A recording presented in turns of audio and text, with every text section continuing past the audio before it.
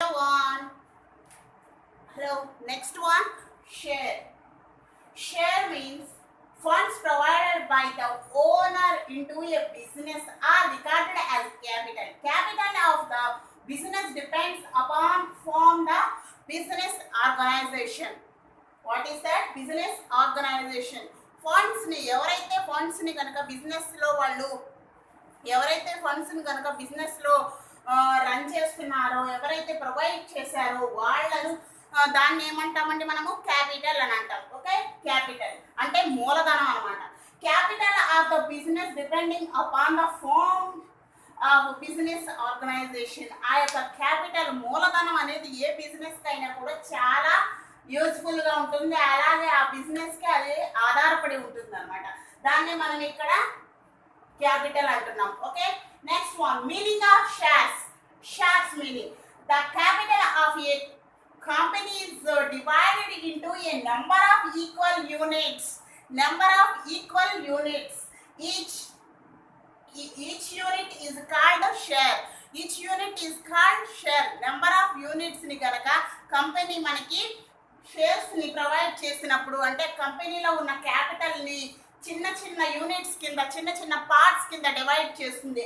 ఆ డివైడ్ చేసిన యూనిట్ ని మనం ఇక్కడ ఏమంటున్నామండి? షేర్ అంటున్నాం. Okay, next one share capital. As the total capital of the company is divided into shares, the capital of the company is called share capital. అలా వచ్చిన దాన్నే మనము ఇక్కడ ఏమంటున్నాము?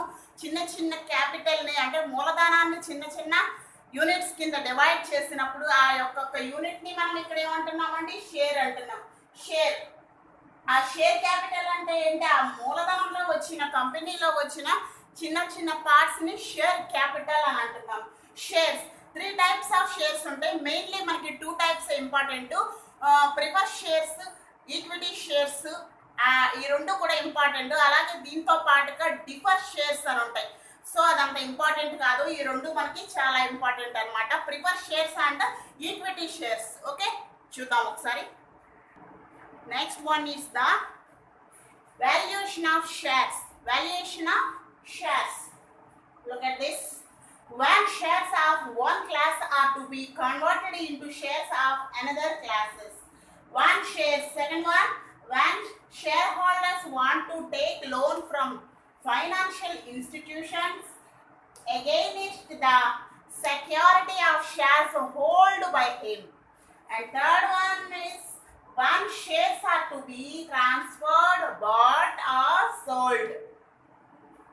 Next one, when the government want to compensate the shareholders on the nationalizations or a company.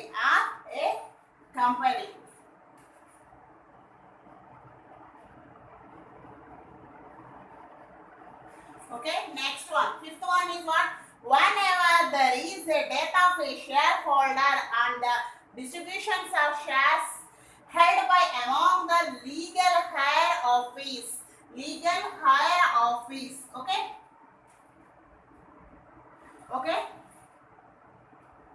Okay, valuation of shares. Shares ఒక value ఎలా ఉంటుంది అని అంటే when shares of the one class to another class, ఒక దగ్గర నుంచి అంటే ఒక మనకి బాండ్స్ రూపం ఆ షేర్స్ రూపంలో నుంచి మనకి క్యాష్ రూపంలోకి అలా ట్రాన్స్ఫర్ చేసుకోవచ్చు అన్నమాట. సెకండ్ వన్ వచ్చేసరికి షేర్ హోల్డర్స్ ఏమైనా సరే లోన్ తీసుకోవాలంటే ఏదైనా ఫైనాన్షియల్ ఇన్స్టిట్యూషన్ లో లోన్ తీసుకోవాలంటే వాళ్ళకి ఒక సెక్యూరిటీగా వాళ్ళకి షేర్స్ అనేవి హోల్డ్ చేసుకోవడం జరుగుతుంది. Next third one when shares are to be transferred. Shares ని ట్రాన్స్ఫర్ చేసుకోవచ్చు, అలాగే కొనుక్కోవచ్చు షేర్స్ ని, అలాగే అమ్ముకోవచ్చు కూడా. Okay, next one when the government want to compensate shareholders.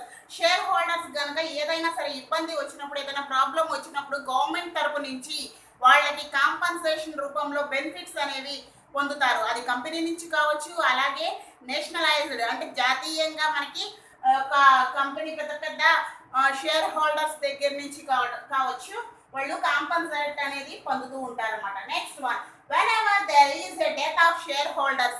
పొరపాటున ఏదైనా షేర్ హోల్డర్ కనుక చనిపోయినట్లయితే అతని యొక్క షేర్స్ ని మిగతా వాళ్ళ షేర్ హోల్డర్స్ కి డిస్ట్రిబ్యూట్ చేసుకోవడానికి మనకి కూడా మనకి లీగల్గా వెళ్ళాల్సిన అవసరం ఉంటుంది. అంతేగాని ఫోర్జరీ చేసి అతను షేర్స్ ముందే అమ్ముకున్నాడు, మాకు అమ్మాడు అని చెప్పి రకరకాలుగా చూస్తున్నాం మనము, న్యూస్లో చూస్తూ ఉన్నాము. ఫోర్జరీ కేసు అనేది వెళ్ళకూడదు. మనకి లీగల్గా హైయర్ ఆఫీస్ నుంచి వాళ్ళకి లీగల్గా నోటీస్ అనేది వస్తేనే చట్టబద్ధంగా అతను చనిపోయాడు, అతని యొక్క షేర్స్ని మేము డిస్ట్రిబ్యూట్ చేసుకుంటున్నాము అని చెప్పి లీగల్గా నోటీస్ వస్తేనే ఫాలో అప్ చేయాలి.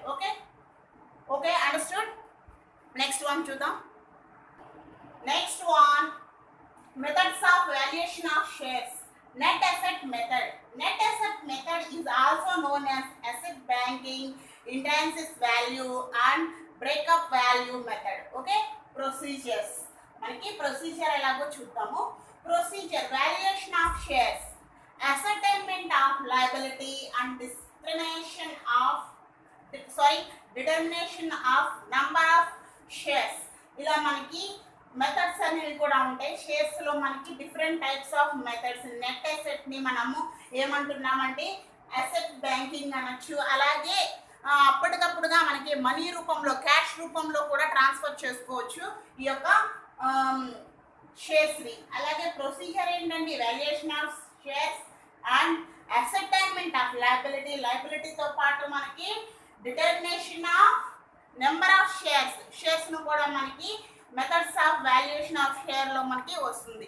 ఓకే, నెక్స్ట్ వన్ చూద్దాము. Okay, next one, valuation of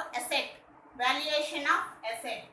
అసెట్స్ని మనం ఇలా డిఫరెన్సియేషన్ చేసుకుంటే మనకి fixed asset, quoted investors and then sundry debtors.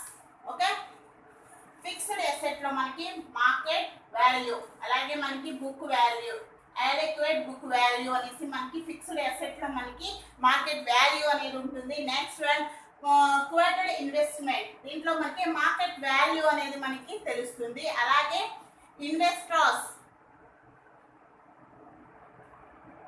దాంట్లో మనకి fixed goods or other stock. దీంట్లో fixed goods or finished goods అంటే మనకి అయిపోయినాయి, అంటే మార్కెట్లో మనకి ఇక్కడ మార్కెట్ వాల్యూ అనేది ఉంటే ఇక్కడ మనకి ఇన్వెస్టర్స్ దగ్గర నుంచి మనకి ఏముంటుందంటే finished goods. Okay, finished goods or other stock అంటే ఇంకా మనకి రా మెటీరియల్ ఎలా ఉంటుందో అది. అలాగే ఫినిష్డ్ గుడ్స్, దానికి ఫినిష్డ్ గుడ్స్కి వచ్చేసరికి మార్కెట్ వాల్యూ ఉంటుంది. ఇక్కడ కూడా ఫిక్స్డ్ అసెట్లో మనకి మార్కెట్ వాల్యూ ఉంది, క్వోటెడ్ ఇన్వెస్ట్మెంట్లో కూడా మనకి మార్కెట్ వాల్యూ అనేది ఉంది. ఓకే, ఫినిష్డ్ గుడ్స్లోకి వచ్చేసరికి market value or other stock. Investors 2 types, దాంట్లో మనకి అదర్ స్టాక్ వచ్చేసరికి other stock is nothing but the raw materials మనకి ఇక్కడ కాస్ట్ రూపంలో, అంటే మనకి కాస్ట్, దాని యొక్క ధర అనేది తెలియజేస్తుంది. అలాగే సండ్రీ డెటార్స్ లో మనకి book value after making appropriated allowances. Book వాల్యూతో పాటు మనకి అలవెన్సెస్ రూపంలో కూడా అప్రోప్రియేటెడ్ అలవెన్స్ రూపంలో మనకి సండ్రీ డెటార్స్ అనేది ఉంటుందన్నమాట. ఓకే, మనకి ఇక్కడ ఇది ఒక ఫార్ములా అండి. ఫార్ములా బట్టి మనం ఇక్కడ సమ్స్ చేయాల్సి ఉంటుంది. సో చూడండి, adequated book value is equal gross value minus depreciation. Okay, gross value minus depreciation. Okay, it is the full form of valuation of asset. Okay, it is the formula of adequate book value is equal to gross value minus depreciation. Okay, it is the full form of valuation of asset. Okay, we see the next class. మా channel మీకు నచ్చినట్లయితే like చేయండి, share చేయండి, comment చేయండి and please subscribe అవ్వండి. Thank you.